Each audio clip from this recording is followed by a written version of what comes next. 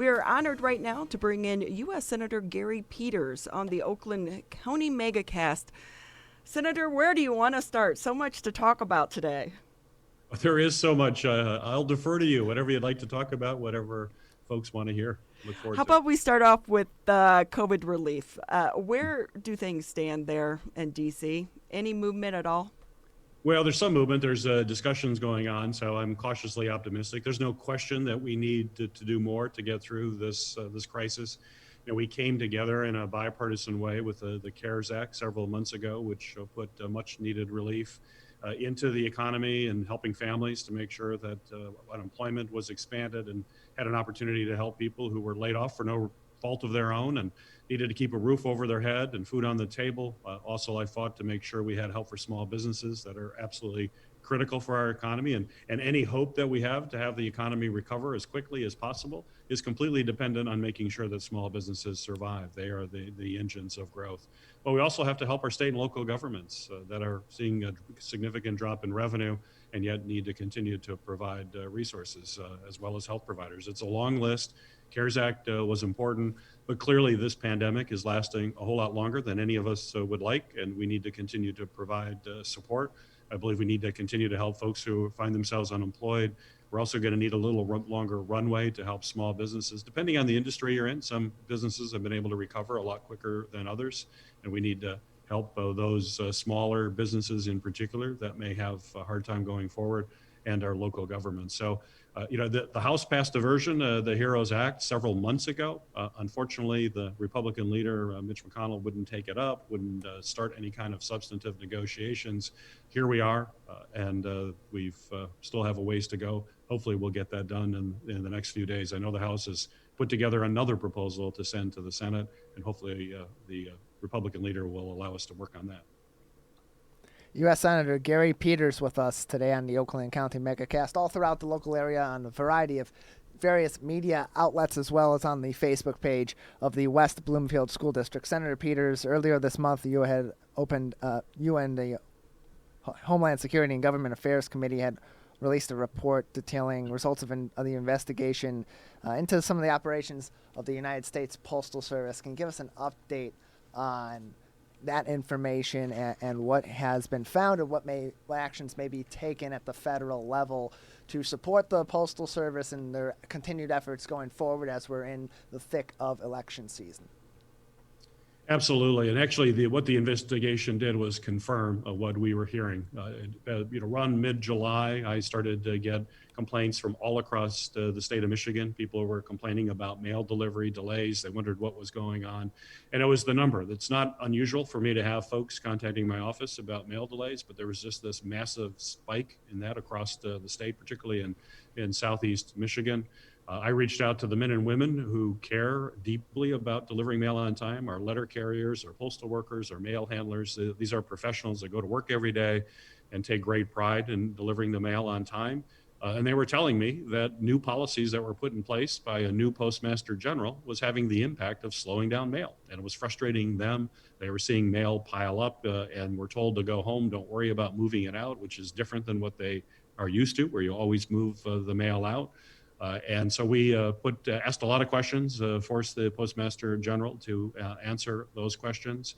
Our investigation basically confirmed what folks were telling us. You saw on-time mail deliveries drop dramatically in the Detroit area, which is a broad area for it. When the Postal Service has a standard of 95% of first-class mail should be delivered on time, the standard dropped dramatically starting in mid-July and showed it dropped at one point, a low point, that only 60% of mail was being delivered on time. So close to half of the mail was not on time. And it's meaningful. You mentioned the election and absentee ballots, which of course are absolutely critical. But we have to remember mail delivery is important every single day when you think about medicines. In fact, some of the stories that I heard from folks who were not receiving medicines on time, one mother talked about how her daughter relies on medicine to help her with the epileptic seizures that she has. She normally gets the medicine within 3 days, but it didn't come. It turned out it was 9 days before she got it.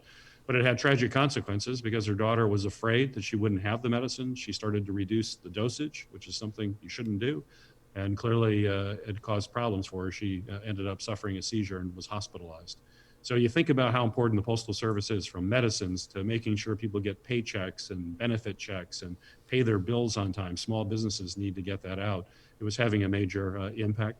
The pressure we put on the Postmaster General led him to then suspend some of those new policies that were put in place until after the election. That is occurring, although we are hearing mixed reports as to what extent that is happening. I'm right now working closely with the Inspector General, our Poster Inspector General, that provides oversight, and she's providing daily monitoring of what's happening with mail delivery. My point, and what came out in that investigation, though, is that we should, before we put in some of these new procedures, and what was striking about it was the lack of data. The Postal Service has not provided information as to any data or analysis that went into making these decisions and the potential impact. We should not move forward with these kinds of changes until you actually have that data. And the fact that they haven't been able to provide it to me tells me they didn't have sufficient data to make those kinds of decisions. But we should be delaying any of those, not just through the election, but through the pandemic. When we get through the pandemic, that's a different situation than we find ourselves right now. But we're going to stay on it. The Postal Service is certainly focused right now to make sure absentee ballots and election mail gets processed as quickly as possible. Some of the early reports are encouraging, but we have to continue to monitor it.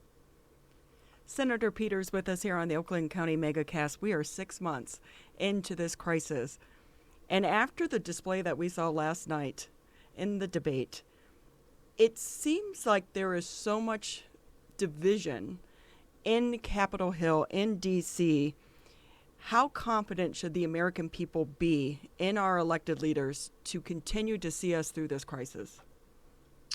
Well, yeah, we have to come together and work in a bipartisan way. That's the only way we get through these really tough crises. It's something that I focus on every single day here in the Senate. And in fact, I'm ranked as one of the most bipartisan U.S. senators. There's actually a number of folks that rank folks. The Georgetown University has the Lugar Center for bipartisanship. They actually rank every member of Congress, both in the House and the Senate. And most recently, I was ranked the third most bipartisan Democratic senator in the Senate. And in fact, the U.S. Chamber of Commerce, which is not a Democratic organization by any means, and I'm a Democratic senator, but they recently awarded me their inaugural Jefferson Hamilton Award for bipartisanship. And I think that's the only way that we should operate when it comes to really tough issues. We should come together, find common ground. That's how I get things done. That's why I'm also ranked one of the most effective in getting bills passed. In fact, this last 2 years, I have authored and passed more bills through the United States Senate than any other U.S. senator, either Democratic or Republican. And I'm a freshman. I'm a new guy, but this is something that I'm focused on. But you're right, it's challenging on some of these big issues, and it's frustrating, but I work every day to reach across the aisle and understand that we've got to get things done for the people in Michigan. And how hard is it right now to be in D.C. to try to get the people on the other side of the aisle to work with you, because it does appear to the regular citizen that everything is along party lines right now and nothing's getting done? Well, as I mentioned, in fact, I've passed 2 more pieces of legislation just in the last week. So we are getting some things done. But clearly, the partisanship is intense. And now we're in the midst of a Supreme Court nomination that has been put forward and is being rushed, which is frustrating for me, because as we talked about the COVID package, we need to come together on a bipartisan way to make sure we get through this crisis, to make sure people have the resources they need to get through, and we can get the economy up and running as quickly as possible. We have to do that on a bipartisan way. Leader McConnell has not been willing to do that, and apparently there wasn't time to deal with the COVID crisis. But now we have a Supreme Court nomination that apparently can be rushed through, and there's floor time to be able to do that, which just sends a signal to the American people and folks across Michigan that clearly this is hyper-partisan. We need to spend time working on a COVID package, not rushing through a Supreme Court nominee, particularly when you think people are actually voting right now. I mean, folks are getting their ballots, they're voting. The decision made who gets to nominate a Supreme Court nominee is a huge decision. It's going to have impacts on healthcare, for example. The Affordable Care Act will be before the Supreme Court shortly after the election. We've got issues related to reproductive freedom. We have issues related to voting rights, to whether or not corporations, their views end up being predominant and everyday Americans don't have a say through the Supreme Court. It's huge. And when you think about it, we've never had a Supreme Court nominee put through the Congress past July of election year. It's never happened in the history of this country. In fact, this will be one of the quickest moves to try to put through a Supreme Court nominee while we're in the midst of an election. As we all know, Justice Ginsburg passed roughly 40 days before the election. The only time ever in history that there was somebody closer to that was when Abraham Lincoln was the president of this country, and a justice passed roughly 30 days prior to the election, basically the same timeline as with Justice Ginsburg. And Abraham Lincoln stood up and said, I will not nominate a Supreme Court justice because we are too close to an election. This is too important for our country. This is a significant branch of government. And Abraham Lincoln said the American people should have a say in this as they go to the polls in just a few short weeks. Abraham Lincoln understood how important that was. Abraham Lincoln understood the importance of maintaining legitimacy in the Supreme Court and how important that is. Clearly, our current president does not take that position. Neither do we see the Republican Senate leadership taking that position, and they're pushing it very, very aggressively. U.S. Senator Gary Peters with us on the Oakland County MegaCast. Senator Peters, just another couple of minutes with you today before we have to say goodbye. While we have those couple of minutes, let's go back to the topic of bipartisanship in the U.S. Senate and talk about a couple of those recent bills that were passed on a bipartisan level that you worked closely on, the CHARGE Act and the Pro-SWIFT Act. Can you give us a bit of an overview over those two pieces of legislation?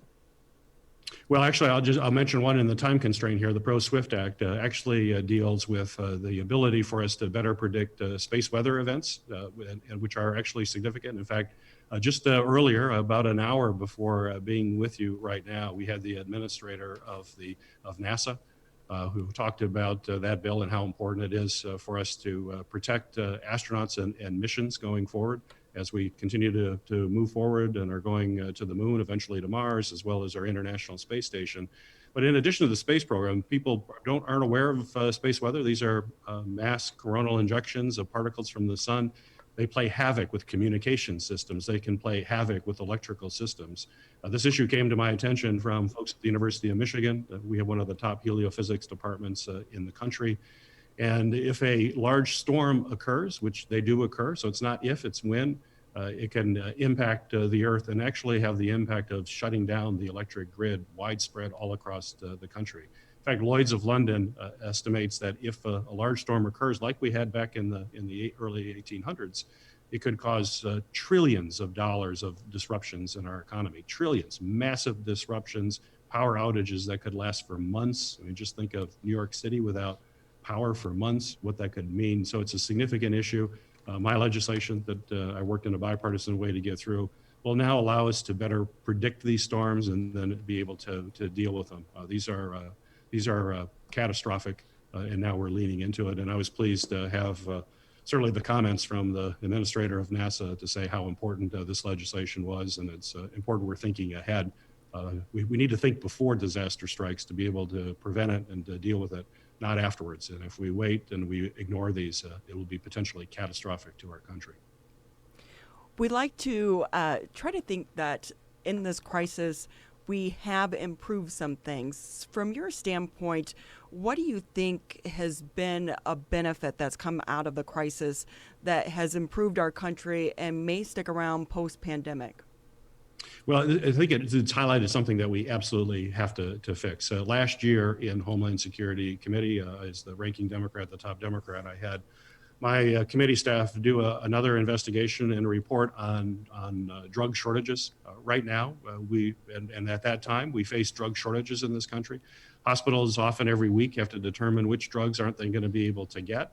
And make accommodations for that. And often the replacements are not as effective and cost more money. It's a system that has to be corrected. And the reason for it is that we're over dependent on foreign suppliers for critical drugs, the precursors that go into drugs. Nearly 80% is overseas, most of it from China. And the report also showed our dependence on things like surgical masks and swabs for testing, all of the things that we were in critical shortage of. And I actually concluded last year that when this country is in a pandemic, we're going to face really a serious issue. Little did I know, just a few months later, we are now in the pandemic, and clearly that is what's happening. So we have to take back production. We have to take it back and make sure it's made in the United States. This is a homeland security issue for me, that we are able to make the drugs we need to maintain the health of all of us Americans, as well as the other medical supplies. So I'm focused on this. We're working on legislation to be able to bring back that production to the U.S. The same way we look at critical industrial production for the war effort should we go to war. We make sure we are able to build ships in the United States, warships, not from other countries. The same thing has to apply for critical medical supplies. So I think this is no longer theoretical from a report that I put out with my concerns. This is real world. We've seen it real time. We have to fix it. We have to make sure our supply chains are not just efficient, but they're resilient. And that's certainly something that has come out of this pandemic, and we've got to make sure we never have this problem again. Unfortunately, we do know there will be another pandemic at some point. That's just part of human history. So we need to be better prepared for when the next one comes. Hopefully not for a long time, but we better be prepared in case it comes quicker. Yeah, we all hope that. Thank you so much, Senator, for taking time out of your schedule. We always appreciate having you here on the Oakland County MegaCast.